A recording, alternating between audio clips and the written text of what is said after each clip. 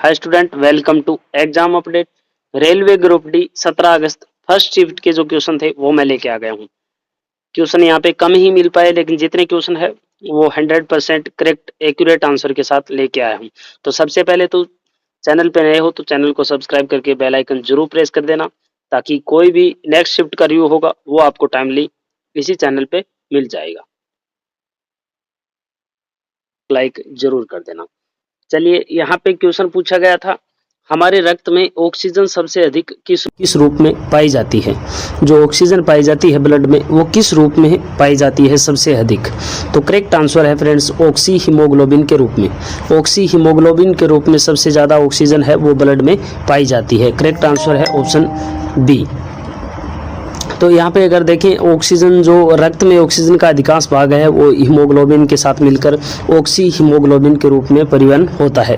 और हीमोग्लोबिन है वो लाल रक्त कोशिकाओं यानी आरबीसी में पाया जाता है। किस में पाया जाता है? आरबीसी में पाया जाता है। और आरबीसी में पाया जाने वाला ये श्वसन वर्णक है। और आरबीसी का अगर औसत जीवन काल पूछ लिया जाए तो 120 दिन का होता है। और जो डब्ल्यूबीसी होती है, व्हाइट ब्लड सेल्स होती है, डब्ल्यूबीसी शरीर को रोगाणुओं से बचाने और प्रतिरक्षा में महत्वपूर्ण भूमिका निभाती है। ये चीज़ भी आपको ध्यान में रखनी है। नेक्स्ट यहाँ पे का पूछ लिया जाए तो जो प्लेटलेट्स होती है वो रक्त का थक्का बनने में सहायता करती है, और इसलिए रक्त में ऑक्सीजन का प्रमुख परिवहन है वो क्या है? ऑक्सी हीमोग्लोबिन है। नेक्स्ट यहाँ पे एक क्वेश्चन पूछा गया था ऑस्ट्रेलियन ओपन से रिलेटेड, जो कि मैंने आपको पहले भी बता रखा है, कई बार डिस्कस कर रखा है हमने। ऑस्ट्रेलियन ओपन 2026 में पुरुष एकल का खिताब है वो किस खिलाड़ी ने जीता है? तो पुरुष एकल का खिताब है वो जीता है कार्लोस अल्कराज ने। कार्लोस अल्कराज ने जीता है। और ऑस्ट्रेलियन ओपन से रिलेटेड मैंने आपको कई बार बताया है, जो पहले क्वेश्चन पूछा गया था उसमें। और अल्कराज ने यह मुकाबला है वो 2-6, 6-2, 6-3, 7-5 से जीता है। और उनका ये क्या है? पहला ऑस्ट्रेलियन ओपन पुरुष एकल खिताब है। और इसी जीत के साथ उन्होंने करियर ग्रैंड स्लैम को भी पूरा किया है। और वे सभी 4 ग्रैंड स्लैम जीतने वाले सबसे कम उम्र के पुरुष खिलाड़ी बने हैं। ये भी आपको ध्यान में रखना है।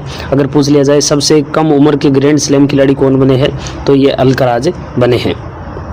और ऑस्ट्रेलियन ओपन की जो आधिकारिक वेबसाइट है 2026 पुरुष एकल के रूप में अल्कराज की पुष्टि करती है, यानी अल्कराज ने जीता है। नेक्स्ट एक क्वेश्चन पूछा गया था, climate change performance index CCPI 2026 में भारत की रैंक क्या है? यानी जो जलवायु परिवर्तन सूचकांक है उसमें भारत की रैंक क्या है क्लाइमेट चेंज परफॉर्मेंस इंडेक्स में, ये पूछा गया था। तो करेक्ट आंसर है 23। जो भारत की रैंक है वो कौन सी है? 23वीं रैंक है। 23वीं रैंक है। और फ्रेंड्स यहाँ पे टेलीग्राम चैनल की नीचे लिंक मैंने दी है। अगर आप भी नेक्स्ट किसी भी शिफ्ट में एग्जाम दे के आते हो तो नीचे टेलीग्राम चैनल की लिंक दी गई है, उसमें क्वेश्चन जरूर शेयर करना। तो जलवायु परिवर्तन जो इंडेक्स है उसमें भारत को कितना 23वां स्थान मिला है। और इस सूचकांक में मध्य प्रदर्शन करने वाले देशों की श्रेणी में भारत को रखा गया है। नेक्स्ट अगर क्वेश्चन पूछा गया है, जो तमिलनाडु के वर्तमान मुख्यमंत्री कौन है? तमिलनाडु चुनाव से रिलेटेड जो क्वेश्चन है वो हर शिफ्ट में यहाँ पे पूछा जा रहा है। और तमिलनाडु जो टीवी की पार्टी है जिसके अभी सीएम बने हैं, सीएम से रिलेटेड जो कई क्वेश्चन है वो आ चुके हैं। सी जोसेफ विजय या विजय थालापति है, वो बने हैं तमिलनाडु के कौन है? वर्तमान मुख्यमंत्री है।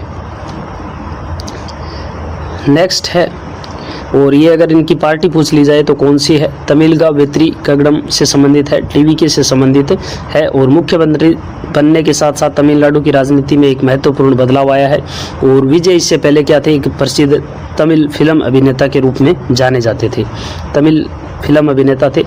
नेक्स्ट यहाँ पे क्वेश्चन पूछा गया था, जब प्रकाश की किरण कम अपवर्तनांक वाले माध्यम से अधिक अपवर्तनांक वाले माध्यम में जाती है तो वह किस ओर मुड़ जाती है?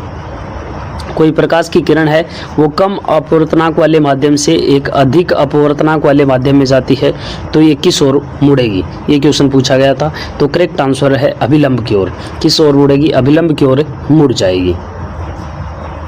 और जब प्रकाश जब विरल माध्यम से सघन माध्यम में प्रवेश करता है तो उसका क्या हो जाता है, वेग कम हो जाता है, ये ध्यान रखना है। और इस प्रक्रिया में प्रकाश की दिशा बदलती है, जिसे हम क्या कहते हैं, अपवर्तन कहते हैं।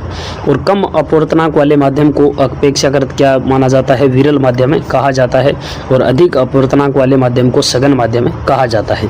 तो थोड़ा सा क्वेश्चन यहाँ पे घुमा के पूछा गया था, बाकी वही है सेम, सघन माध्यम से विरल, विरल माध्यम से सघन, और यहाँ पे उसकी जगह क्या दे दिया, कम अपवर्तनांक और अधिक अपवर्तनांक दे दिया है।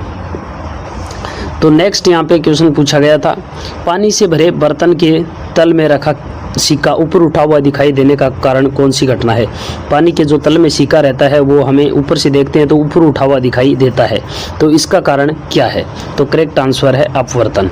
क्या है, पानी का जो सिक्का या जो लकड़ी होती है पानी में वो हमें टेढ़ी दिखाई देती है, इसका जो मुख्य कारण है वो क्या है, अपवर्तन है। करेक्ट आंसर है ऑप्शन बी, अपवर्तन है। और पानी और हवा का जो अपवर्तनांक है वो अलग अलग होने के कारण प्रकाश की क्या होती है, दिशा बदल जाती है, और इसी कारण हमारी आंखों को जो सिक्का है वह अपनी वास्तविक गहराई से कम गहराई पर दिखता है। क्यों दिखता है, क्योंकि पानी का और हवा का जो अपवर्तनांक होता है वो अलग अलग होता है, अलग अलग होता है। इसी कारण है जो हमें सिक्का ऊपर उठा हुआ दिखाई देता है, या कोई पेंसिल या लकड़ी है वो क्या दिखाई देती है, मुड़ी हुई दिखाई देती है। नेक्स्ट यहाँ पे क्वेश्चन पूछा गया था, निम्नलिखित में से कौन सा ऊतक मृत कोशिकाओं में पाया जाता है। कौन सा ऊतक है जो मृत कोशिकाओं में पाया जाता है। तो करेक्ट आंसर है फ्रेंड्स स्क्लेरेनकाइमा। स्क्लेरेनकाइमा ऊतक है वो मृत कोशिकाओं में पाया जाता है। पीछे की शिफ्ट में भी क्वेश्चन ये पूछा गया था, पीछे की शायद 9 या 10 अगस्त को ये क्वेश्चन यहाँ पे पूछा गया था कि मृत कोशिकाओं में है जो कौन सा ऊतक पाया जाता है। तो स्क्लेरेनकाइमा ऊतक है वो मृत कोशिकाओं में पाया जाता है। और स्क्लेरेनकाइमा ऊतक है वो पौधों को मजबूती और कठोरता प्रदान करने वाला ऊतक है। और इस ऊतक की जो परिपक्व कोशिकाएं हैं वो सामान्यतः क्या होती है, मृत होती है, और इनकी कोशिका भित्ति मोटी और लिग्निन युक्त होती है, मोटी होती है इनकी कोशिका भित्ति। और पेरेन्काइमा की कोशिकाएं सामान्य जीवित होती है और भोजन के भंडारण में सहायता करती है, जबकि जो स्क्लेरेनकाइमा ऊतक है इसकी कोशिकाएं क्या होती है, मृत होती है। पेरेन्काइमा की अगर पूछ लिया जाए तो पेरेन्काइमा ऊतक की कोशिका क्या होती है, जीवित होती है और भोजन के भंडारण में सहायता करती है। नेक्स्ट यहाँ पे क्वेश्चन पूछा गया था, यदि पानी में ऑक्सीजन का स्तर कम हो जाए तो इसके क्या प्रभाव पड़ेंगे। यदि पानी में ऑक्सीजन का जो स्तर है वो सामान्य स्तर से अगर कम हो जाता है तो इसके क्या प्रभाव पड़ेंगे। तो करेक्ट आंसर है मछलियाँ मरने लगेगी, क्योंकि मछलियाँ हैं जो पानी में घुली हुई ऑक्सीजन लेती है, और अगर ऑक्सीजन पानी के लेवल में अगर ऑक्सीजन का लेवल अगर कम हो जाए तो मछलियाँ हैं जो मरने लग जाएगी। और मछलियाँ गलपेड़ों की सहायता से जो पानी में घुली हुई ऑक्सीजन है उसका उपयोग करती है। ऑक्सीजन की अत्यधिक कमियों से मछलियाँ हैं जो कमज़ोर होकर मर सकती है। नेक्स्ट है, फ्लेमिंग के बाएं हाथ के नियम में तर्जनी किसकी दिशा बताती है। अब फ्लेमिंग का बायां हाथ का नियम आपने पढ़ा होगा, जिसमें एक अंगूठा, एक तर्जनी अंगुली, एक और अंगुली, 3 अंगुली जो है वो हर यहाँ पे 3 बार पूछा जा चुका है क्वेश्चन, तो आपको तीनों का याद कर लेना है। अंगूठा, मध्यमा और तर्जनी है वो किस किस की दिशा बताती है। जो तर्जनी अंगुली है वो चुंबकीय क्षेत्र की दिशा बताती है। किसकी दिशा बताती है, चुंबकीय क्षेत्र की दिशा बताती है तर्जनी अंगुली।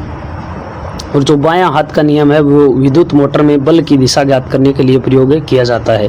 अगर पूछ लिया जाए कि फ्लेमिंग का जो बाएं हाथ का नियम है वो क्यों प्रयोग किया जाता है, तो विद्युत मोटर में बल की दिशा ज्ञात करने के लिए प्रयोग किया जाता है। और इस नियम में जो अंगूठा है वो चालक पर लगने वाला बल या गति की दिशा को बताता है। अंगूठा किसको बताता है, चालक पर जो बल लगता है उसको या गति की दिशा को बताता है। तर्जनी है वो चुंबकीय क्षेत्र की दिशा बताती है।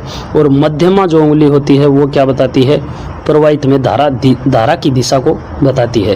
प्रवाहित में जो धारा है बह रही है उसकी दिशा को बताती है मध्यमा।